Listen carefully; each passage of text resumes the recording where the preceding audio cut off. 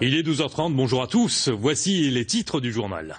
De plus en plus sollicités eux aussi les techniciens des panneaux photovoltaïques. Le surplus d'électricité peut être vendu à EDF. Comment ça marche? Explication. Et je vous le disais, eux aussi sont de plus en plus sollicités, les techniciens des panneaux photovoltaïques. Un secteur en vogue, cette année encore, au Salon de la Maison, on peut revendre le surplus d'électricité à EDF. Comment ça marche? Reportage Marie-Ange Frassati, Claude Testa. L'autosuffisance énergétique devient une réalité de plus en plus accessible pour les particuliers. Voici Charlie Bell. Il est fabricant d'un système d'autoconsommation d'énergie photovoltaïque. Aujourd'hui, il vient au Salon de la Maison rendre visite à 4 de ses clients, revendeurs de ses produits. Charlie importe des panneaux solaires fabriqués en France et en Allemagne.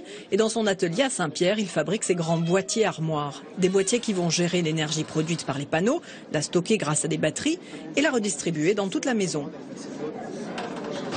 On a développé un système qui s'appelle Autogrid, qui est un développement 100% réunionnais, 100% local.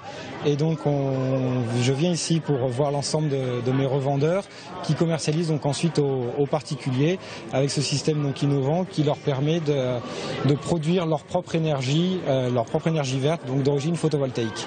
Une application informatique développée à La Réunion permet même, grâce à une interface tactile, de comptabiliser la production, visualiser la consommation, les niveaux disponibles. L'ensemble batterie onduleur branchement est un appareillage qui répond aux normes EDF. En 2010, EDF rachetait 60 centimes le kilowattheure produit par les particuliers. Aujourd'hui, ce n'est plus que 27 centimes pour les nouveaux contrats, mais cela reste le tarif de rachat le plus élevé d'Europe et le coût des matériaux photovoltaïques a baissé dans le même temps.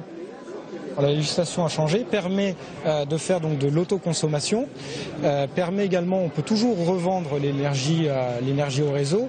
Le matin, je viens en priorité charger mes batteries avec les premiers rayons du soleil. Je fais de l'autoconsommation dans le même temps. L'après-midi, mon stockage de batteries est plein, mes batteries sont pleines, je viens faire de l'autoconsommation. Si je produis plus que je n'ai besoin, à ce moment-là, je renvoie dans le réseau le surplus d'énergie que je peux revendre au réseau.